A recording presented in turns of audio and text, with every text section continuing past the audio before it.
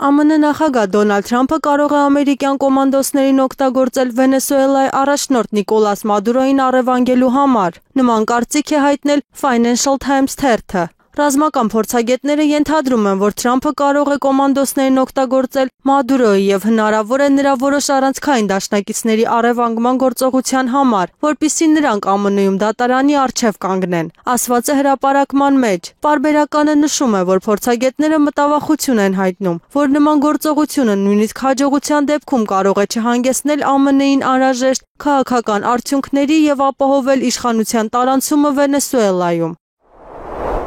Իր առաջին պաշտոնավարման ընթացքում ԱՄՆ նախագահ Դոնալդ Թրամփը հաճախ զայրացնում էր Չինաստանի նախագահ Սի Ցզինփինին իր ազատամիտ սպառնալիքների եւ ընկերասիրության խառնուրդով, սակայն այս անգամ Չինաստանի առաջնորդը կարծում է, որ իրեն հաջողվել է բացահայտել Սպիտակ տան ղեկավարի գաղտնիքը։ Այս մասին հայտնում է Wall Street Journal-ը, հղում անելով չինացի քաղաքական գործիչներին մոտ կանգնած աղբյուրներին։ Սի Ցզինփինը հրաժարվել է Չինաստանի ավանդական դիվանագիտական ռազմավարությունից եւ մշակել նորը, հատուկ Թրամփի համար, ասվում է նյութում։ Աղբյուրների տվյալներով նոր ռազմավարությունը համապատասխանում է Թրամփի որպես գործարքներ կնքելու վարպետի իմիջին, որը զիջումներ է առաջարկում կարևոր հարցերի շուրջ, որոնք ուզում են նրան անձամբ, օրինակ, հանրահայտ չինական TikTok սոցիալական ցանցի ճակատագրի իրավիճակը։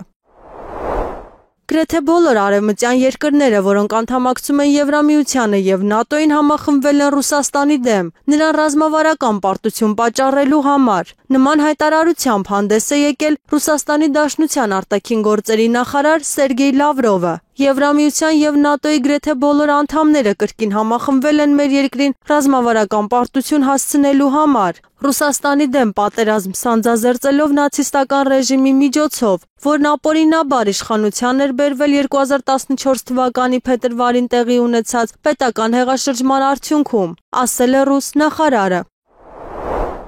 Ռուսաստանի նախագահի միջազգային տնտեսական համագործակցության հատուկ ներկայացուցիչ եւ Ռուսաստանի ուղղակի ներդրումների հիմնադրամի ղեկավար Կիրիլ Դմիտրիևը հաստատել է իր այցը Միացյալ Նահանգներ։ Նա հրապարակել է ինքնաթիռի թռիչքի սխեմայի լուսանկար, որտեղ նշված է ուղին, անցնող Մասաչուսեթս նահանգի Սփրինգֆիլդ քաղաքի վրայով։ Ավելի վաղ CNN-ը հայտնել էր, որ Դմիտրիևը ԱՄՆ-ում նախատեսում է հանդիպումներ ունենալ նախագահ Դոնալդ Թրամփի վարչակազմի ներկայացուցիչների հետ, քննարկելու Վաշինգտոն-Մոսկվա հարաբերությունների շարունակությունը եւ հնարավոր համագործակցության ուղիները։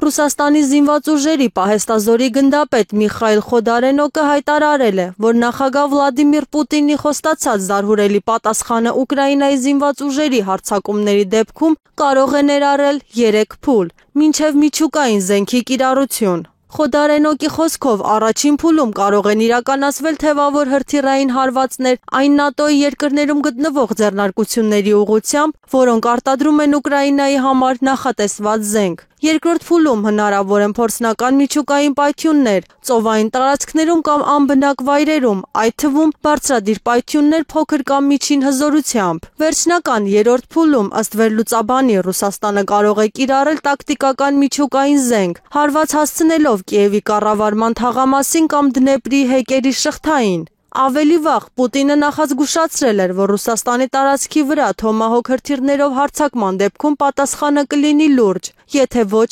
ցնցող։